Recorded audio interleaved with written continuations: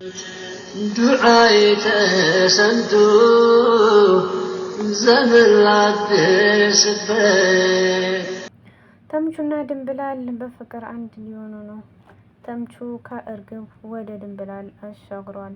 ድንብላል ወይዘሮ ሜላት ሳታያት ምግብ አጥቅሳ ለተምቹ ይዛ ሄዳ እየሰጠች፣ አሁን ላይ ግን መከራ ሆኖላታል በሷ ላይ። ወይዘሮ ሜላት በወይዘሮ ባዩሽ ድንብላልን ጠርጥራታለች። አሰላሙ አሌይኩም ወራህመቱላሂ ወበረካቱ።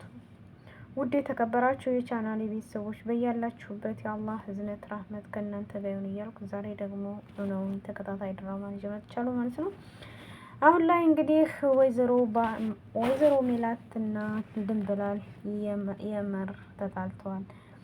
የተጣሉበትም ምክንያት ድንብላል ለምን የተራበን አበላሽ በሚል ሁኔታ ወይዘሮ ሜላት ከቤቴ የት ነው ምሳ ይዘሽ የምትሄጁ? ለማን ነው የምታበይው? ለወይዘሮ ባዩሽ ነው ወይ በሚል ምክንያት አሁን ላይ ሁለታቸውም ጸበኛ ናቸው ማለት ነው።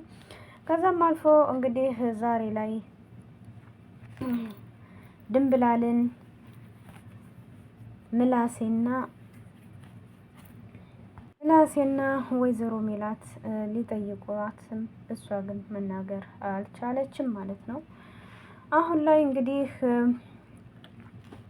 ወይዘሮ ሜላት በድንብላል ተናዳ ክላሷ ቁጭ ብላ እየተናደደች ነው የምትገኘው። ምክንያቱም ድንብላል ለባዩሽ ምግብ እንደምትሰጣት እርግጠኛ ነኝ፣ እንዴት በቤቴ ላይ ይሄ ነገር ይሰራል እያለች እንግዲህ ጸጉሯን እየነጫች ትገኛለች ማለት ነው። በጣም የሚገርም ነው። አሁን ላይ ሀና ጸጸት ውስጥ ገብታለች። የእዝራን ፍቅር ስለተቀበለች እሷ ደግሞ የምታየው ያሲርን እንደ ወንድሟ ነበር። አሁን ላይ ግን ሁሉም ነገር ተቀይሯል። ያሲር በሀና ቆርጦ ተነስቷል፣ ቆርጦባታል። ተደብቆ እያጨሰ እሷ ደግሞ ሄደች። ስትሄድ ግን ሲያያት እንደ ድሮ የሚደነግጥ ይመስላት ነበር። አሁን ላይ ግን ምንም አልመሰለም። ለምንድን ነው የምታጤሰው ስትለው ምን አገባሽ አላት። ሀና ነኝ እኮ ያሲር እና ብትሆንስ ምን አገባሽ? ስታጨስ ግን ደስ አይልም፣ አስብልሃለሁ እኮ አለችው። ምን አገባሽ አላት። ሀና ነኝ ምን አገባሽ እኮ እያልከኝ ነው? አሁንም እደግምልሻለሁ ለአራተኛ ጊዜ ምን አገባሽ በእኔ ህይወት? እንዴት ምን አገባሽ ትለኛለህ? እኔ እኮ በጣም ነው የማስብልህ። ብታስብልኝ ኑሮማ ትናንት በመጣው በእዝራ እኔን አትቀይርኝም ነበር አላት። ምን አለችው? አውሸው እንዴ? ምንድን ነው የምታወራው? እስኪ ልንገርህ ብላ ሀና ስትለው እሱ እኔ ይህንን ሁሉ ወራት እንዴት እንደማፈቅርሽ እኔ ራሴን የማውቀው ግን የአባትሽ ህመም ጭንቀት ስላለ ሁለተኛ ጭንቀት አልከትብሽም ብዬ ጸጥ አልኩኝ። ግን አንቺ ትናንት በመጣ እዝራ ወድሻለሁ ሲልሽ አንቺም ደግሞ ተቀብለሽ ወዳውኑ እወድሃለሁ ብለሽ ከዳሽን አላት። ከዛም አሁን እንኳን ማስመሰሉን አትተይ ብሎ ትቷት ሄደ። ሀና በጣም ተጸጽታ ማልቀሷን ቀጠለች። በጣም ከፋት። ያለችበት ሁኔታ ላይ እዛው ቁጭ እንዳለች እያለቀሰች ነው ያለችው። ከዛም እንግዲህ በመጨረሻም አሁን ላይ ሀና በጣም እየተጎዳች ነው ያለችው። ሚስጥሯን ግን ለማንም መናገር አልቻለችም ማለት ነው።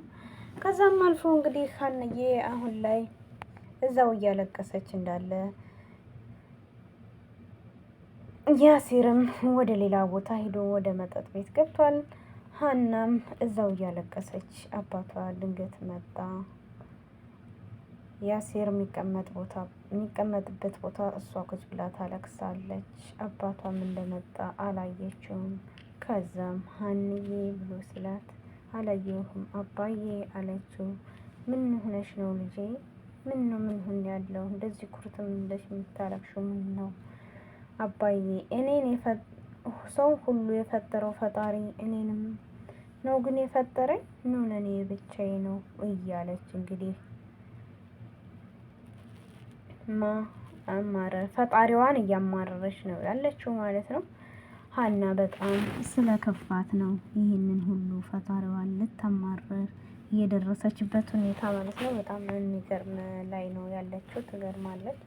ከዛም አልፎ እንግዲህ አቶ ኖላዊ ሊያረጋጋት ቢሞክርም እሷ ግን ልትረጋጋ አልቻለችም እና ሁሉንም ነገር ለፈጣሪ መስጠው ብለው እንግዲህ አባቷንም አልነግርህም ብላ ሁሉንም ማስላ ትቷት ሄደ። አባቷም አዘነባት፣ ወደ ቤቱ ሄደ።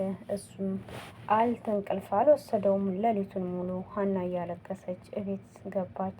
ወይዘሮ ሜላት ሳሎን ቁጭ ብላለች፣ ግን አላየቻትም። አልፋት ወደ ክላስ ገባች። ከዛም አልፎ እንግዲህ ወይዘሮ ሜላትን ሀና እንዳኋኋና ስላየቻት ቀጥላ ወደ መኝታ ክላስ ስትገባ ሀና ተዘርግታ እያለቀሰች ነው። ሀንዬ ምን ሆነሽ ነው? እማዬ ተይኝ። ምን ነው? ምን ሆንኩ? ምንም አልሆንኩ። እንዴ ሳሎን ቁጭ ብዬ ጎትተሽ ገባሽ ሰላም ሳቴ። ምን ሆነሽ ነው? አላየሁሽም እማዬ አለቻት። የሆንሽው አለ ንገሪኝ ልጄ ሀንዬ ስትላት፣ እማዬ ተይኝ ብቻዬን ነው መሆን እፈልጋለሁ አለች እና ጮኸችባት። አሁንም ወይዘሮ ሜላት ሀንዬ ንገሪኝ እኔ እናትሽ ነኝ እኮ እያለች ስትላትም ልትነግራት አልቻለችም። እንደውም አይቼ ያልጠገብኩሽ እናትሽ ነኝ እኮ ለምን አትነግሪኝም? እማዬ መናገር ብፈልግ ለአባዬ የምናገር ነበር አለቻት። ወይዘሮ ሜላትም እናት ከሁሉም በላጭ ነበረች። አሁን አወቅኩኝ እኔ እናትሽ አይደለሁም። ይህን ሁሉ ስቃይ መከራ ስንት ዓመት ሙሉ ብቻሽን ችለሽ አሁን እንደ እናት ልትቆጥርኝም አይገባም ብላ ስትላት ሀና አትጨምሪብኝ እማዬ ብላ ጮኸችባት። እሺ ሀንዬ ብላ አለቻትና ስትጮህባት ወይዘሮ ሜላት ተነስታ ወደ ክላሷ ሄደች። ክላሷም ስትሄድ ለብቻዋ የምታስበው ድንብላል ለወይዘሮ ባየሽ ምግብ መውሰዷን ስለሆነ አሁንም እየዛተች በጣም ተናዳለች። ከዛም ምላሴ መጥቶ ኮረኮር ማዬ ብሎ ሲገባ ወይ እስኪ ምን ሆነሽ ነው ማዬ? ዛሬ እኮ ጉድ ሆንኩ በቤቴ። ድንብላል እኮ ምሳ እያጠቀሰች ለወይዘሮ ባዩሽ ትወስዳለች ስትለው ማዬ አይሄ አይሆንም፣ ድንብላል እንደዚህ አታደርግም። ግን ሁሉንም አብረን እንጠይቃታለን። ምን መጠየቅ አለ? የት ሄዳ እንደሆነ እኮ ስጠይቃትም ልትነግረኝ አልቻለችም። ከወይዘሮ ባዩሽ ሌላ ለማን ታደርሳለች? እማዬ ተይው እስኪ አብርጁ። ትናንት ያጎቴ ሚስት ጠይቃለሁ ብላ ስትሄድ የሆነ ነገር እንደገጠማት ልትነግረኝ ነበር፣ ግን ስጠይቃት ነገሮችን ሁሉ ፈራችና ተወችው። ይህንን በቃ በደንብ አጣርተን እኛን ጠይቃታለን። እማዬ እንደዚህ አትበይ፣ አትናደጂ አላት። እሺ ብላ ተረጋጋች። ወይዘሮ ሜላትም ሀና አሁን ላይ ለብቻዋ ክላሷ እያለቀሰች ነው። አቶ ኖላዊም ለብቻው ጭንቀትና ሀዘን ነው። ያሲር ብዙ አይነት ካሳ ብርጭቆ የቀረው የለም፣ የመጠጥ አይነት እየጠጣ ነው ብቻውን ቁጭ ብሎ። ድንብላልም ከወይዘሮ ሜላት ጋር እንግዲህ የሚሆነውን አብረን የምናይ ይሆናል። ከዛም አልፎ እንግዲህ አቶ ኖላዊ በጣም ተግዟል ማለት ነው። ሀና አሁንም ማልቀሷን ቀጥላለች። ክላሷ በጣም ድምፅ አውጥታ እያለቀሰች ነው፣ ብቻዋን ናት።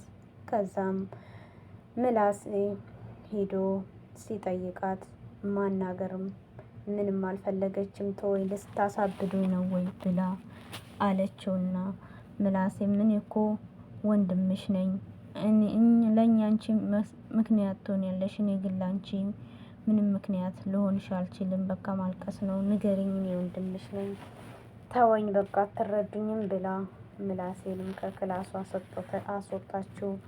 ሁሉም ቤተሰብ ስለ ሀና እያወራ ነው። ሀና ምን ሆናለች እያሉ ነው እንግዲህ።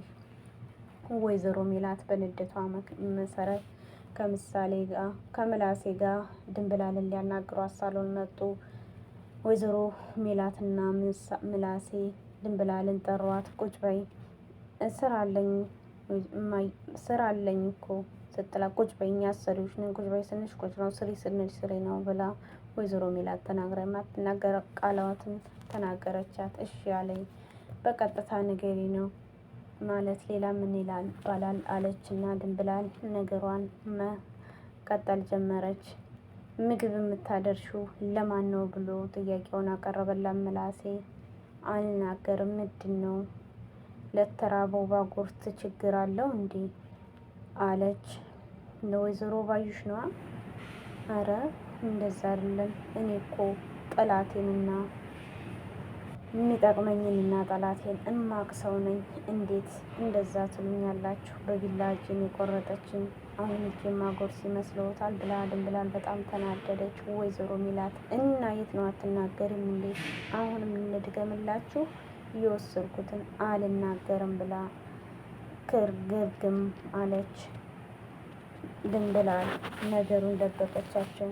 ከዛም ወይዘሮ ሚላት ሂጂ ከፊቴ ብላ አባረረቻት። በፖሊስ አሳልፌ ከምሰጥሽ በፊት ንገሪኝ ብትላትም ወይዘሮ ድንብላል ግን ልትናገር አልቻለችም እና አመሰግናለሁ ብላ ሄደች። ነገሩ ቀጥሏል።